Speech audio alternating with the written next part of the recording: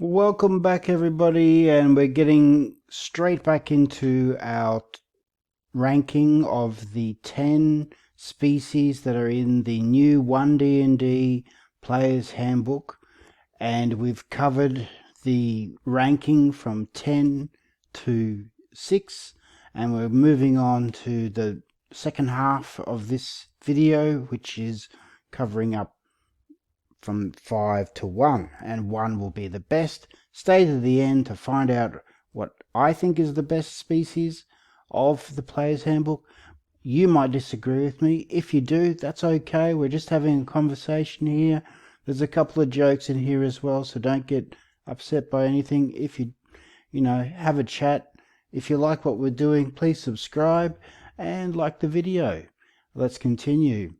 So the halflings, I like what they're doing. I think halflings are good in general.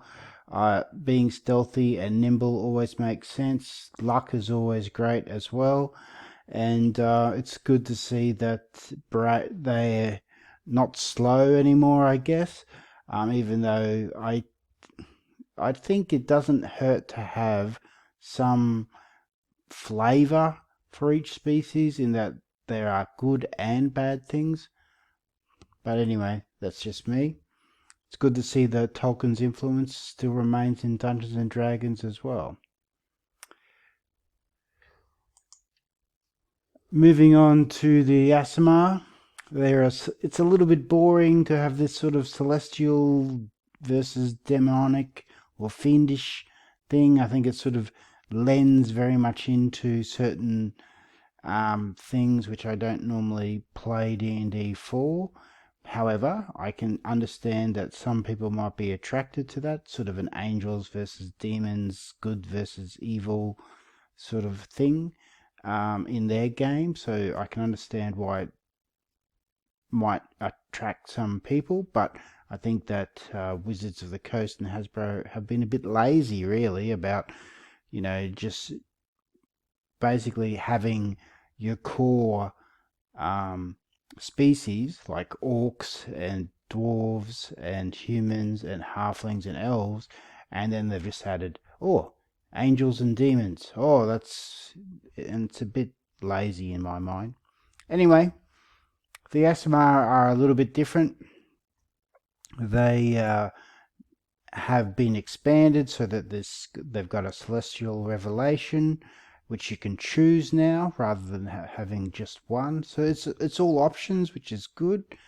And of course, radiant consumption has now been renamed Inner Radiance. The elf. Well, if you played early editions of this game, was your first character an elf?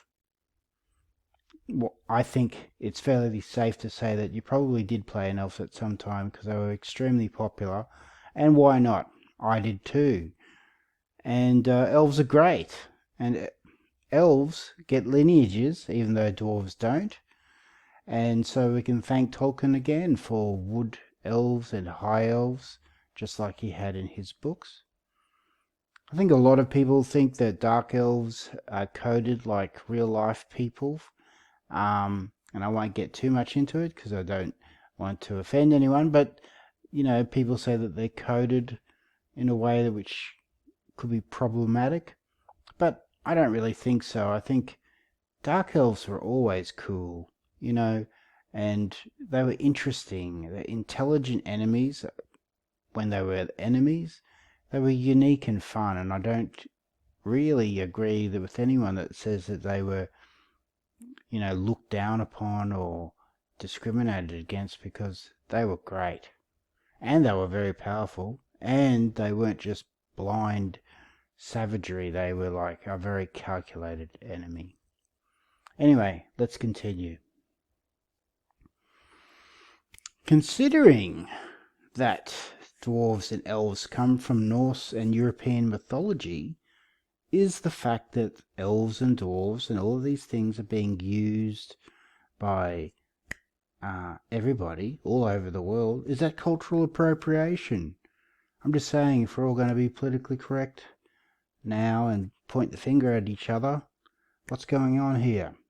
Of course, I am just being a bit ironic here because elves are fun, dwarves are fun. It's widely accepted in fantasy. They're a fantasy trope or a stereotype even.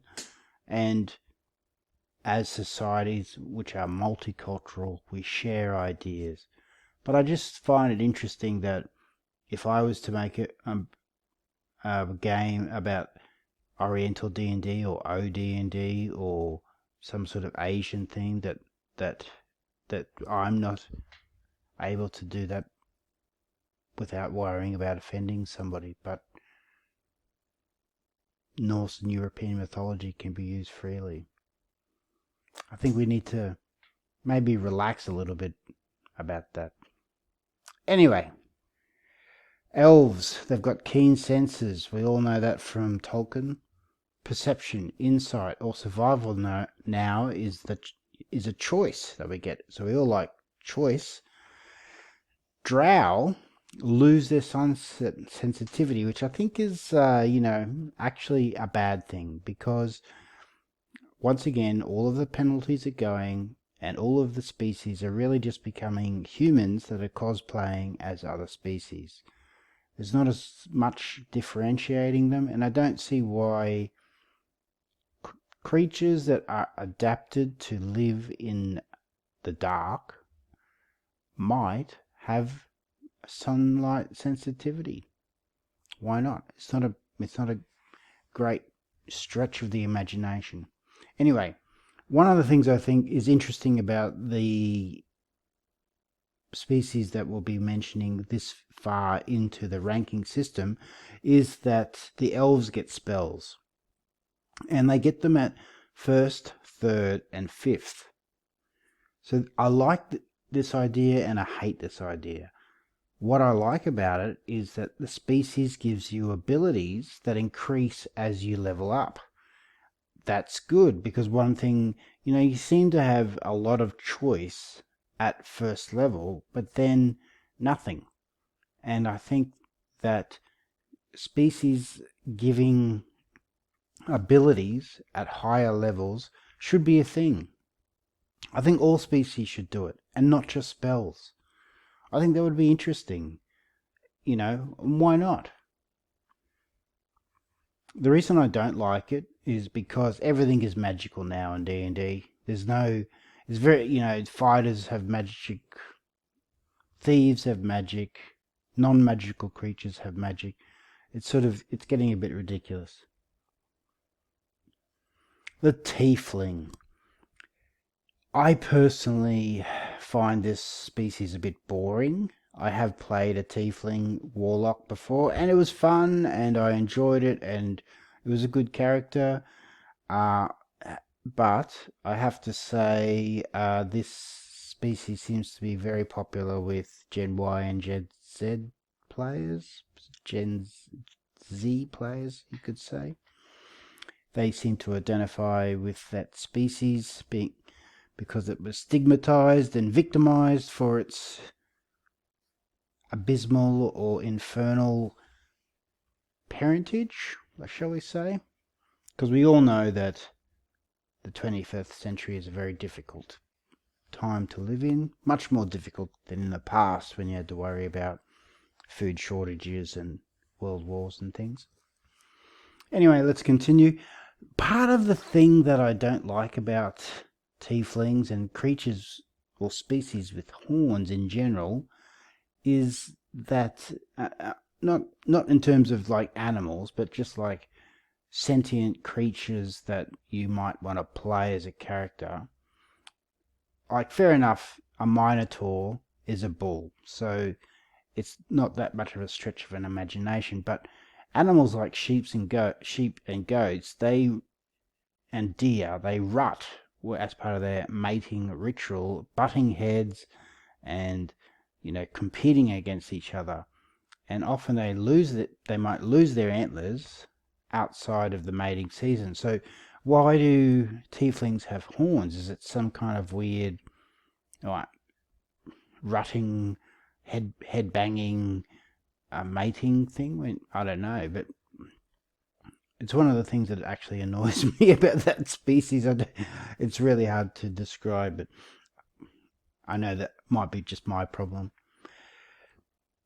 Anyway, the tiefling does get 3 different kinds of legacies now, and that's good. It adds flavor, and it's not just devils and demons. There's the neutral evil Yogoloths as well. They also get that spell progression from 1st to 3rd and 5th level spells. And this sort of thing reminds me of Bloodlines from 3rd edition. And I think it needs to be looked at more closely and done for all of the species. But let me know in the comments, do you think all of the species are balanced? I think these later ones are getting more and more powerful. I think they're certainly much more interesting than humans, which was the 10th. Let's talk about it. Let me know what you think. And of course, number 1, I think, is the Dragonborn. I like it because its breath weapon scales up to level 17, so it's more of that juicy level progression with your species that keeps it interesting and evolving. Same goes with the wings that you get at 5th level, more of that progression. I think the fact that they can shape their breath weapon to a line or a cone is like just the icing of the cake in terms of being able to always have a spell with like they can claw, they can use a weapon, and they've always got a sort of alternative damage source up their sleeve in the form of their breath weapon. I also think, ironically enough, we talked about Ardlings in part 1 of this series and how they were taken out, but this Dragonborn is almost like the king of the beast folk. It's one of the mythological creatures, the dragons. So it's sort of interesting that we're back at beast folk and Ardling kind of creatures, and that these half animal humanoid sort of spirit creatures with magical ability, this is what the other Ardlings should be more like. And I think I'll go into more of that in another video sometime. So let me know what you think. Please like and subscribe if you like this video. Share my videos with people that you think might find them interesting, and that will help. I really would like to grow this channel and continue the conversation, and I do check my videos and the comments on them and try to answer as quickly as I can. And remember, also in the community there are various surveys and things like that as well that you can get involved in. But hope you've enjoyed this video, and I'll be back in the next one. I'll see you very shortly. Bye for now.